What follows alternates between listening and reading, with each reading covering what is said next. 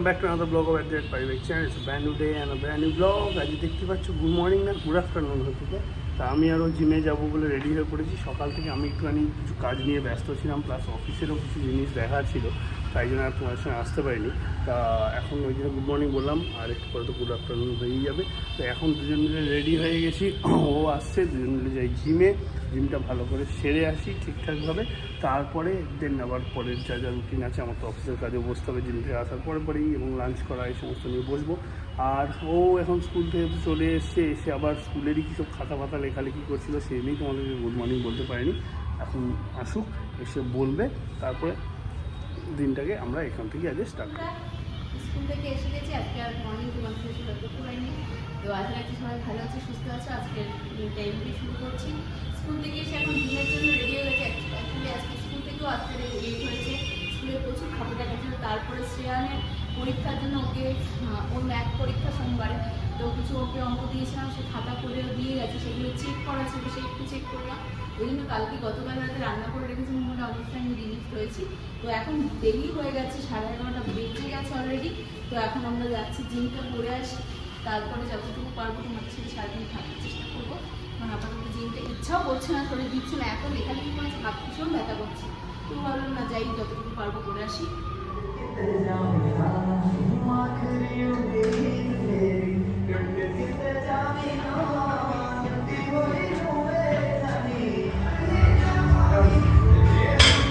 Gym থেকে দুজনে back করেছি, ও স্নান করে নিল, আমি তো স্নান করেই গেছিলাম জিমেতে। এখন আমার খাবার দাবার বেড়ে দিচ্ছে। এদিকে মেঘলা ওয়েদার, জামা কাপড়গুলো কাচলাম, যে পুরো ভিজে গেছিলাম আজকে।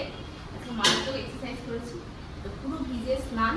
তো এসেই রাতে করে জামা কাপড়টাকে কেচে দিলাম, মাথাটাও ঘেমে গেছিলো, শ্যাম্পুও করে নিলাম। তো আর একজনের অফিস টাইম হয়ে গেছিলো, সেও কাজে বসে গেছিলো।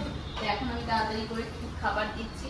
আর এদিকে তার সকালবেলায় জিমে যাওয়ার আগে যে জুসটা করে দিয়েছিলাম, সেই জুসটা সে খাইনি। কি বলবো, আর না খেয়ে চলে গেছে, কিছু বলার নেই। আর আমার এই হচ্ছে ব্যাপার।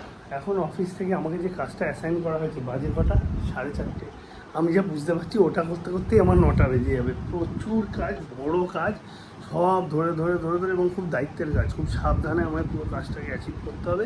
সো এখন জানি না আর কতটা তোমাদের সঙ্গে থাকতে পারবো না পারবো, কাজটা কমপ্লিট করি। ওদিকে ও ঘরে পড়াচ্ছে, তারপর ও যখন জিমে যাবে, পারলে আমি জিমে দিয়ে আসবো। তাও ওকে বলেছি আজকে আমি শিওর দিতে পারছি না যে আমি যেতে পারবো, নাহলে বাবা দিয়ে আসবে জিমে। এ দেখো বন্ধুরা, ও পড়িয়ে ঠড়িয়ে চলে এসছে।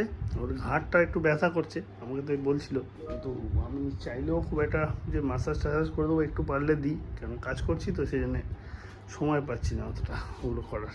যাই হোক, এখন তো কী করবে, রান্নাবান্না তো রাত্রে আছে মনে হয় না গো?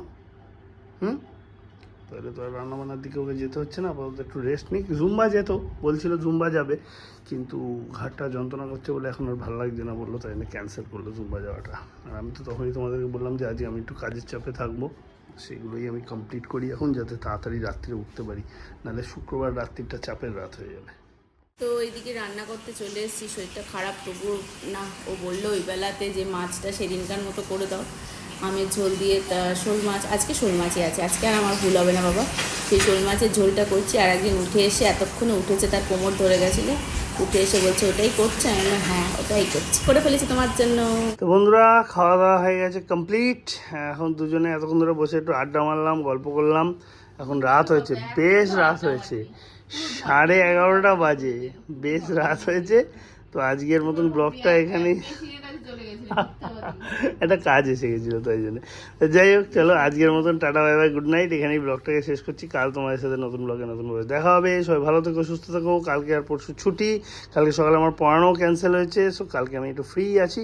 দেখা যাক কী করি না করি, টুকিটাকি কাজ, যদি শাশুড়িমার মুদিখানা বাজার এইসব রয়েছে, এই সমস্ত কাজকর্ম করবো, সবই তোমাদের সাথে শেয়ার করবো। সাথে থাকো, সঙ্গে থাকো। আজকের মতন গুড নাইট।